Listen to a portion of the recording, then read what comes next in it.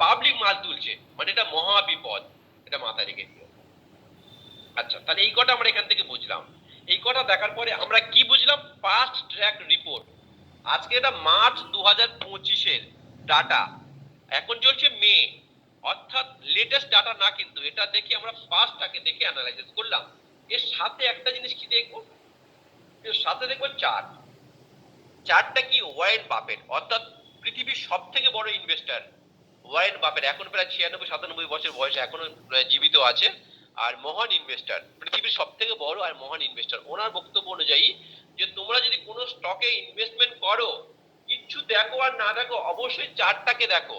Chart তোমাকে বলে দেবে ওই কোম্পানির শরীর খারাপ না শরীর ভালো, বা কোনো মানুষের শরীর ভালো কি শরীর খারাপ, তুমি চার্ট দেখে বুঝতে পারবে। চার্টে ম্যাক্স করো, ম্যাক্সে গিয়ে দেখো, দেখো কত সুন্দর চার্ট। দেখো যেখানে যারা টাকা লাগিয়েছে মোটামুটি প্রফিট পেয়েছে। এর থেকেও একটা ভালো চার্ট তোমাদেরকে আমি দেখাবো, আইসিআইসিআই ব্যাংক, আইসিআইসিআই ব্যাংক, দেখো এর থেকেও ভালো চার্ট। তাহলে দেখে না, তারপর আমরা চার্টটাকে দেখবো, দেখো কত সুন্দর চার্ট। যারা ইনভেস্টমেন্ট করতে চাইবে অবশ্যই দেখে নেবে যে ফিউচারে আজ থেকে 10 বছর 15 বছর আগে থেকে যারা টাকা লাগিয়েছিল তারা কি প্রফিট পেয়েছে, তবে তো আমরা প্রফিট পাবো ফিউচারে। দেখো আজকের থেকে 15 বছর আগেও যারা টাকা লাগিয়েছে তারাও বড়লোক হয়ে গেছে, 10 বছর আগে যারা টাকা লাগিয়েছে তারাও বড়লোক হয়ে গেছে, 5 বছর আগে যারা টাকা লাগিয়েছে তারাও বড়লোক হয়ে গেছে, মাথায় রেখে দাও। 2 বছর আগে যারা টাকা লাগিয়েছে তারাও বড়লোক হয়ে গেছে, 1 বছর আগে যারা টাকা লাগিয়েছে তারাও কিন্তু বড়লোক হয়ে গেছে।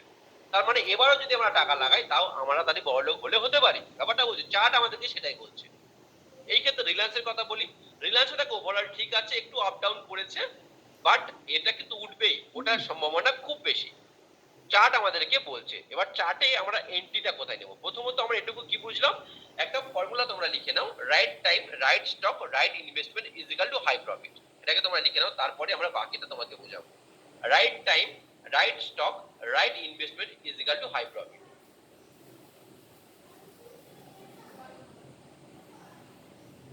Right time plus sale, net profit, earning per share, borrowing, total asset, investment, আর দেখলাম চার্ট। তাহলে রেজাল্টের চার্টে আমরা একে এক নেব।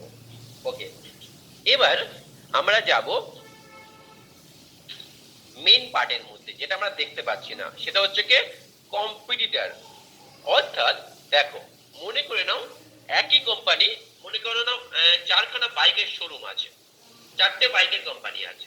এবার কোনো বাইকের কোম্পানিতে সেলস মনে করো 10টা হচ্ছে, মনোপলি অর্থাৎ কম্পিটিটর যেটা আমরা বুঝবো। কম্পিটিটরটা কিভাবে চেক করব?